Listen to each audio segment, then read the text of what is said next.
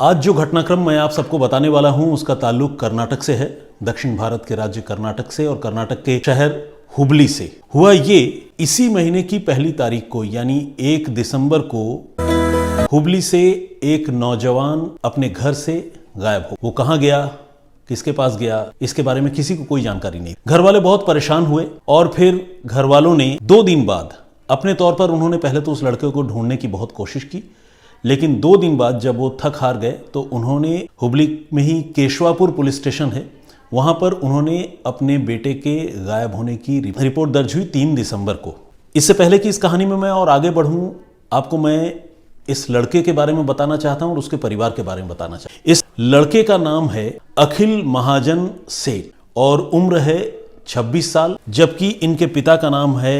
भारत महाजन सेठ, उम्र है 56 साल। तो लड़के की बात तो बाद में होगी, पहले भारत महाजन सेठ के बारे में आप यह जान लीजिए कि हुबली में और कर्नाटक में अमीर कारोबारी के तौर पर भारत महाजन का काफी नाम है। और न सिर्फ काफी नाम है बल्कि वो अपने शहर और आसपास के इलाकों में समाज सेवा के कार्यों के लिए भी जाने जाते। उनकी सोसाइटी में बड़ी इज्जत है, लोग उनको एक डिस्टिंग्विश पॉइंट ऑफ व्यू से, मतलब एक खास निगाह से देखते हैं और उनकी गिनती शहर के जो कुछ चुनिंदा गिने चुने अमीर और दरिया दिल लोग होते हैं उनमें होते। तो भारत महाजन सेठ का 26 साल का जवान बेटा अखिल जब अपने घर से गायब हो जाता है तो आप समझ सकते हैं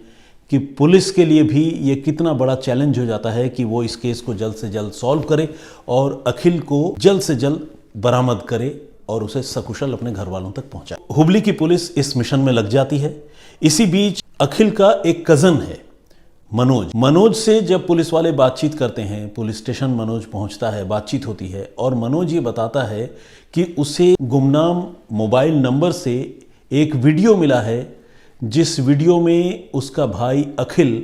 एक पहाड़ की चोटी पर खड़ा दिख रहा है और वहां से वो सुसाइड करने की तैयारी। पुलिस वालों को वो ये वीडियो दिखाता है और वीडियो में वाकई अखिल जो है एक ऊंची पहाड़ की चोटी पर खड़ा हुआ दिख रहा है और उसे देखकर लगता है कि शायद वो ऊपर से कूद जाएगा, लेकिन ये वीडियो यहीं तक है, इसके आगे वो वीडियो नहीं है। अब जब पुलिस ये जो मनोज है कज़न, इससे पूछती है कि ये वीडियो तुम्हें किसने भेजा, कहाँ से मिला, तो वो एक पर्टिकुलर नंबर बताता है, लेकिन साथ में ये भी बताता है कि 2 तारीख को जब उसे ये वीडियो मिला था उसके बाद से लेकर अब तक ये मोबाइल फ़ोन लगातार स्विच ऑफ है। पुलिस वाले भी उस मोबाइल फ़ोन को लोकेट करने और उसे कॉल करने की कोशिश करते हैं, लेकिन वो मोबाइल फ़ोन स्विच ऑन नहीं होता। इस वीडियो को देखकर यह लगता है कि शायद अखिल ने खुदकुशी कर ली है, तभी वो घर नहीं लौटा है और वीडियो में वो पहाड़ की ऊंचाई पर दिखाई दे रहा है। तो पुलिस वाले भागे भागे उस पहाड़ पर पहुंचते हैं और उस पहाड़ का जो ऊपर का एरिया है और वहां से नीचे जिस जगह पर अगर कोई इंसान कूदे तो जहां गिरेगा उस जगह की बहुत गहराई से छानबीन करते हैं, सर्चिंग करते हैं, लेकिन आपको जानकर हैरानी होगी कि वहां दूर दूर तक अखिल का कोई नामो निशान नज़र नहीं आता है। कहने का मतलब ये कि अखिल वहाँ खड़ा तो था ज़रूर, लेकिन अखिल ने वहाँ से कूदकर खुदकुशी की या नहीं, इस बात का कोई प्रमाण नहीं मिलता है। और इस लिहाज से देखा जाए तो ये मामला थोड़ा और उलझ जाता है, क्योंकि अब तक जो लड़का गायब बताया जा रहा था उसके बारे में एक बात पता चली कि वो शायद खुदकुशी करने के लिए पहाड़ की ऊंचाई पर गया, लेकिन अब जब पुलिस ने उस पहाड़ में जाकर तलाशी ली तो पता चला कि वहाँ खुदकुशी जैसी कोई घटना नहीं हुई। तो ये इस मामले को थोड़ा सा उलझा रहा था, ये जो घटनाक्रम है। अब पुलिस जो है उसने तय किया कि वो घर वालों से अखिल के बारे में और ज़्यादा से ज़्यादा जानकारी जुटाएगी कि उसका उठना बैठना किन लोगों से है, वो काम क्या करता है और उसकी आदतें क्या है, उसकी दोस्ती दुश्मनी क्या है, इन सारी चीज़ों के बारे में पुलिस और जानकारी जुटाएगी। और पुलिस जो है, ये जो महाजन सेठ परिवार है, इनसे पुलिस लगातार पूछताछ करके अखिल के बारे में जानकारी जुटा भी रही थी। तो अखिल के बारे में जो जानकारी पुलिस को मिली उसके मुताबिक अखिल जो है एक खुशमिजाज आज़ाद ख्याल का लड़का था। वो घूमने फिरने और मौज मस्ती करने का बड़ा शौकीन था, लेकिन चूंकि उसके पिता बहुत बड़े इंडस्ट्रियलिस्ट थे तो करियर के तौर पर वो एक ज्वेलर था। तो ये उसका ओवरऑल प्रोफाइल था। लेकिन घर वालों से पूछताछ करने के बाद भी पुलिस को अखिल के बारे में कोई कंक्रीट, कोई पुख्ता जानकारी नहीं मिल पा रही थी। इस बीच हुआ ये कि हुबली से तकरीबन 30 किलोमीटर दूर हुबली के आउटस्कर्ट्स में एक जगह है जिसका नाम है कालघाटगी। तो उस कालघाटगी में एक गन्ने के खेत से एक नौजवान की लाश बरामद होने की खबर आती है। असल में जहाँ पर यह गन्ने का खेत था वहाँ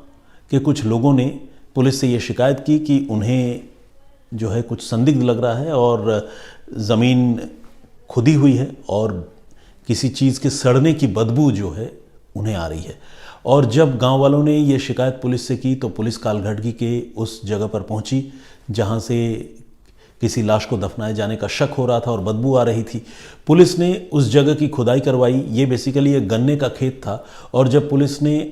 खुदाई करवाई कुछ चंद फीट नीचे जो है पुलिस को एक नौजवान की लाश नज़र आई और इस लाश के साथ पुलिस को उस गड्ढे में ढेर सारा नमक, कैम्फर यानी कर्पूर और लाल मिर्च का पाउडर उस गड्ढे में नज़र आया, दफनाने वाली जगह पर नज़र आया। तो ये सारी चीज़ें बहुत संदिग्ध थी, लेकिन बमुश्किल 2 से 3 रोज़ पहले एक अमीर नौजवान गायब हुआ था और उसी एज ग्रुप के एक दूसरे नौजवान की लाश यहाँ पर मिली थी। तो पुलिस को लगा कि कहीं ऐसा ना हो कि यही लाश जो है वो अखिल महाजन सेठ की हो। तो पुलिस फाइनली उस लाश की तस्वीरें क्लिक करती है, उसे पीड़ित परिवार के पास भेजा जाता है और पीड़ित परिवार के लोगों को भी मौके पर बुलाया जाता है और घर वाले जो है उस लाश की पहचान अपने बेटे अखिल की लाश के तौर पर करते हैं। 4 तारीख को पुलिस उसकी लाश बरामद कर लेती है और वहीं मौके पर ही उसकी लाश का पुलिस फॉरेंसिक एक्सपर्ट्स बुलाकर पोस्टमार्टम भी करवाती है। शुरुआती तफ्तीश में जो सीन ऑफ क्राइम पुलिस को नज़र आता है उसे देखकर पुलिस को कुछ बातें समझ में आती है। एक बात तो ये समझ में आती है कि जिन लोगों ने भी उस लाश को वहाँ दफनाया था उनका इरादा सबूत मिटाने का था, इसीलिए उन्होंने एक सुनसान जगह को, एक गन्ने के खेत को चुना था और उस लाश को कुत्ते या कोई दूसरा जानवर ज़मीन के नीचे से खोद कर बाहर न निकाल ले, इसलिए उस लाश के साथ साथ उन्होंने ढेर सारा कर्पूर और रेड चिली पाउडर, मिर्च का पाउडर भी डाल रखा था जिससे कुत्ते जो है उस इलाके के आसपास न फटके और साथ ही लाश जल्द से जल्द सड़कर मिट्टी में मिल जाए, डाइल्यूट हो जाए। इस इरादे से उस लाश के साथ ढेर सारा नमक भी वहाँ पर डाला गया था। तो ये सारी चीज़ें इस बात की तरफ इशारा कर रही थी कि अखिल का न सिर्फ कत्ल हुआ था बल्कि कत्ल के बाद सबूत मिटाने के इरादे से उसकी लाश को उस जगह पर दफनाया गया। अखिल की आखिर किससे दुश्मनी थी? घर वालों से पूछताछ करके पुलिस को कोई खास लीड इस मामले की तफ्तीश में नहीं मिल रही थी और तब पुलिस ने, चूँकि घर वाले ही इस मामले में कोई सुराग दे सकते थे, पुलिस ने अपने सूत्रों के ज़रिए, मुखबिरों के ज़रिए इस पूरे परिवार के बारे में जानकारी जुटाई और जानकारी जुटाने के बाद पुलिस को ये भी पता चला कि अखिल का जो है वो अपने घर से थोड़ा तनातनी का रिश्ता भी रहता था, क्योंकि जैसा कि मैंने आपको बताया कि अखिल एक मौज मस्ती करने वाला और आज़ाद ख्याल का लड़का था। लेकिन क्या इतनी सी वजह पर अखिल की जान घर वालों ने ली होगी, ये सवाल पुलिस के मन में था, लेकिन पुलिस इसको कंफर्म करना चाहती थी। अब पुलिस ने घर के तमाम लोगों के मोबाइल फ़ोन की CDR निकालकर उसकी जांच करने का फैसला किया और जो सबसे ज़्यादा जिन लोगों की CDR पर पुलिस की नज़र थी वो थी अखिल के पिता भारत महाजन सेठ, 56 साल के करोड़पति कारोबारी, जिनका CDR पुलिस खंगाल रही थी। और पुलिस ने जब CDR को गौर से देखा तो पुलिस ने यह नोटिस किया कि भारत महाजन सेठ की हाल के कुछ दिनों में कुछ नए मोबाइल नंबर्स पर बहुत फ्रीक्वेंटली बातचीत हुई है और ये कुछ ऐसे मोबाइल नंबर है जिनके साथ भारत महाजन सेठ की पहले कभी बातचीत नहीं हुई। कहने का मतलब ये वो लोग हैं जो भारत महाजन सेठ की ज़िंदगी में अभी अभी आए हैं और उनके साथ भारत महाजन की काफ़ी फ्रीक्वेंटली बातचीत हो रही है। पुलिस ने जब इन नंबरों के बारे में भारत महाजन सेठ को पूछा तो वो कोई पुख्ता जवाब तो नहीं दे सके, लेकिन वो पुलिस के सवालों पर कंट्राडिक्ट करने लगे, लड़खड़ाने लगे और तब पुलिस ने उनके साथ सख्ती की और कहा कि वो या तो सच बताएं या फिर लीगल कॉन्सिक्वेंसेस और पुलिस का असली रूप देखने के लिए तैयार हो जाएं। तो फाइनली भारत महाजन सेठ ने ये कबूल कर लिया, उन्होंने ही अपने बेटे अखिल की हत्या करवाई है और हत्या करवाने के लिए उन्होंने सुपारी किलर्स को 10 लाख रुपए की सुपारी दी है। ये एक बहुत बड़ा खुलासा था जो खुद एक अमीर कारोबारी अपने बेटे के बारे में कर रहा था। अब पुलिस ने ये पूछा भारत महाजन से कि आखिर ऐसी क्या बात हो गई कि उन्होंने अपने इकलौते बेटे की इस तरह से हत्या करवा दी और 10 लाख रुपए की सुपारी दे दी, ऐसी क्या बात थी? तो अब जो भारत महाजन सेठ ने पुलिस को अपने कबूलनामे में जो कहानी सुनाई, अब मैं आपको वो बताता हूँ। अखिल जो है वो बहुत नाजों से पला हुआ लड़का था, इकलौता बेटा था और करोड़ों का अकेला वारिस था। घर वाले भी उससे बहुत प्यार करते थे। उसकी शादी भी हो गई थी। भरा पूरा परिवार था और किसी बात की कोई कमी नहीं थी, लेकिन अखिल में कई ऐब थे। अखिल शराब का लती था और तकरीबन रोज़ शराब पीता था, और न सिर्फ शराब पीता था बल्कि पीकर बहक जाता था, हंगामा करता था, घर वालों से अक्सर लड़ाई करता था और ख़ासकर अपनी बीवी के साथ बहुत बुरे तरीके से पेश आता था। इसके साथ साथ उसे जुआ खेलने की भी लत थी। जुए के इस शौक़ में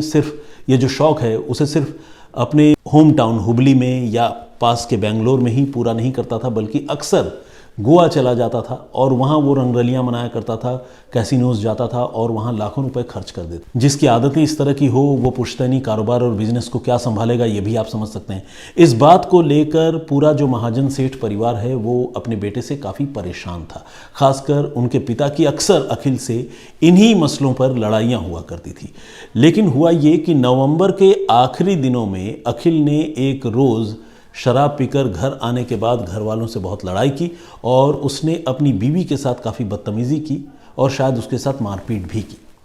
इस बात से अखिल के पिता जो है बहुत विचलित हुए, बहुत दुखी हुए और उन्होंने अखिल को डांटना फटकारना शुरू कर। लेकिन भारत महाजन सेठ के पैरों तले ज़मीन तब खिसक गई जब अखिल ने उनसे ये कह दिया कि अगर वो ज़्यादा होशियारी करेंगे तो वो उनका कत्ल कर देगा। कहने का मतलब ये कि बेटे ने अपने ही पिता को हत्या की धमकी दे डाली। और बस यही वो ट्रिगर पॉइंट था जब 56 साल के पिता ने अपने इकलौते बेटे के कत्ल का फैसला कर लिया। और इसके बाद उन्होंने न सिर्फ अपने सोर्सेस का इस्तेमाल करके सुपारी किलर्स के एक गैंग से राब्ता कायम किया, उनसे बातचीत की, बल्कि उनको 10 लाख रुपए की सुपारी दी और खुद अपने साथ अपने बेटे को धोखे से कालघाटगी नाम के उस जगह पर लेकर गए और वहां पर उसे सुपारी किलर्स के हवाले कर दिया। पुलिस ने इस सिलसिले में जिन लोगों को गिरफ्तार किया है कत्ल के इल्ज़ाम में, मैं उनके बारे में आपको बताना चाहता हूं। इनमें एक है महादेव नलवाड़, सलीम, सलाउद्दीन मौलवी, रहमान बीजापुर, प्रभैया हिरेमत और मोहम्मद हनीफ। इसके अलावा भारत महाजन सेठ तो हैं ही और परिवार के कुछ लोग भी अभी अंडर स्कैनर हैं। कत्ल वाली घटना के बारे में अगर मैं आपको बताऊं तो भारत महाजन सेठ ने अपने बेटे अखिल को 1 दिसंबर को ये कहकर झांसे में लिया कि वो एक ज़मीन जो है अपने आगे बिजनेस पॉइंट ऑफ व्यू से एक ज़मीन का टुकड़ा जो है ख़रीदना चाहते हैं और इसीलिए वो उनके साथ अखिल जो है उनके साथ चले और कालघाटगी में जाकर उस ज़मीन को देखे और फिर वो डिसाइड करेंगे कि ये ज़मीन लेना है या नहीं लेना है। अखिल जो है अपने पिता के बातों में आ गया। कुछ ही रोज़ पहले उसने अपने पिता को जान से मारने की धमकी दी थी, लेकिन उसे इस बात का कोई एहसास नहीं था कि उसके पिता जो है इस धमकी को अपनी तरफ से सच साबित करने जा रहे हैं, वो उसकी जान लेने जा रहे हैं। बेटे के कत्ल की साजिश रचकर पिता जो है बेटे को धोखे से अपने साथ लेकर गया और लेकर गया उसी कालघाटगी के उस सुनसान ठिकाने पर जहां पर पहले से ही कुछ सुपारी किलर्स अखिल का इंतज़ार। और इसके बाद जिस तरह की आपने कभी कुछ फिल्मों में देखा होगा कि पिता ने धोखे से अपने जवान बेटे को पूरे होशो हवास में उन सुपारी किलर्स के हवाले कर दिया और सुपारी किलर्स ने पिता के आंखों के सामने बेटे की गला घोंटकर और दूसरे तरीकों से बर्बरतापूर्ण तरीके से जान ले ली। बेटा तड़पता रहा, अपने पिता से बात करने की कोशिश करता रहा, सोचता रहा कि ये क्या हो गया, लेकिन पिता जो हैं भारत महाजन सेठ, उन्होंने ठान लिया था कि अब उन्हें बेटे का मुंह नहीं देखना है। तो इसीलिए उन्होंने कातिलों के हवाले अपने बेटे को किया और फिर घर लौट आए। इसके बाद 2 दिनों तक, यानी 1 और 2 तारीख, ये 2 दिन वो अपने बेटे को ढूंढने का पूरा नाटक करते रहे और नाटक करने के बाद 3 तारीख को परिवार वालों ने केशवापुर पुलिस स्टेशन में अखिल के गुमशुदगी की रिपोर्ट लिखवाई। लेकिन आपको पता है कि इसके बाद पुलिस ने ढूंढने की शुरुआत की, लेकिन जब कोई क्लू नहीं मिला तो मोबाइल फ़ोन के CDR से आखिरकार उसके पिता